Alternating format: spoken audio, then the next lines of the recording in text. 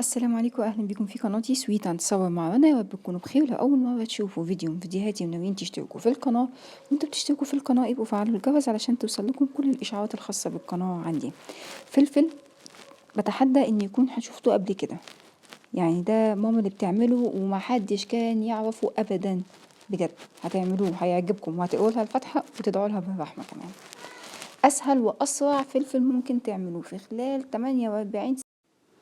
بنجيب فلفل ونقطعه تقطيع كده تقريبا قد عقلة صباع عقلتين صباع، مش اكتر من كده، ونكون غاسلينه طبعا ونقطعه التقطيع ده. وبعد كده ننزل بالملح. كمية الملح ما هياش مقدار، يعني انا مش هكتب مقادير حتى، لكن هي الفكرة فيه حطوا ملح كتير علشان الملح ده هو اللي هيخليه ينزل المية بتاعته، هو مش هيتخلل في الملح. احنا هنحطه كده وهنقلبه كويس بالفلفل والملح وهنغطيه وهنسيبه في اي مكان. بعد كده هنسيبه لمدة ليلة كاملة.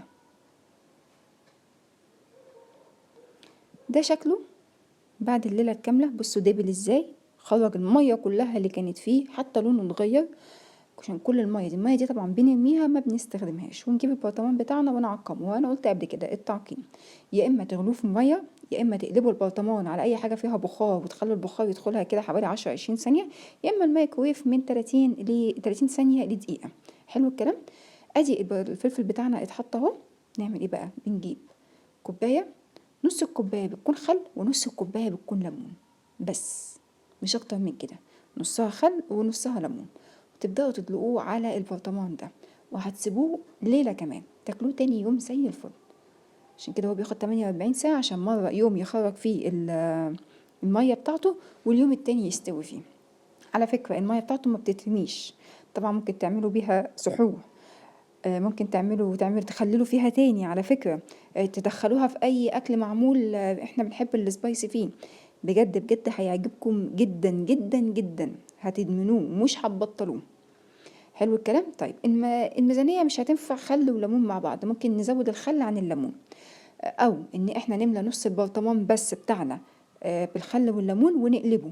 لما اللي تحت يستوي نروح راجعين تاني البرطمان بتاعنا ونخلي الليمون والخل من تحت، يبقى كده تمام، هيكمل السوا بتاع تحت. اوكي، انا كده حليتها لكم في كل الميزانيات يعني تقريبا.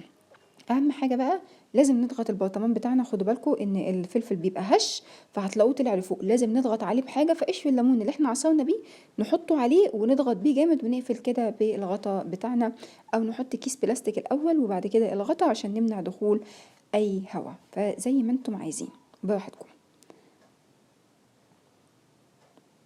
مفيش اسهل ولا ألذ من كده. وده شكله بعد ما طلع بعديها بيوم، هو ده شكله. جربوه زي ما قلت لكم، انا واثقه ومتاكده ان انتوا هتقولوا لها الفاتحه وتدعوا لها بالرحمه. اتمنى الفكره تكون عجبتكم. انتظروا بقى تعديلات رمضان كلها احنا شغالين فيها، كل الفيديوهات هتلاقوني منزله فيها. انا شغاله دلوقتي ترشي كله بكل انواعه واشكاله، وهنعمل مع بعض القطايف في البيت، وهنعمل كل الحاجات دي كلها والعزايم والحاجات دي كلها. تابعوا القناه عشان هتستفيدوا منها اكيد باذن الله. اشوفكم في فيديو تاني واقول لكم سلام عليكم.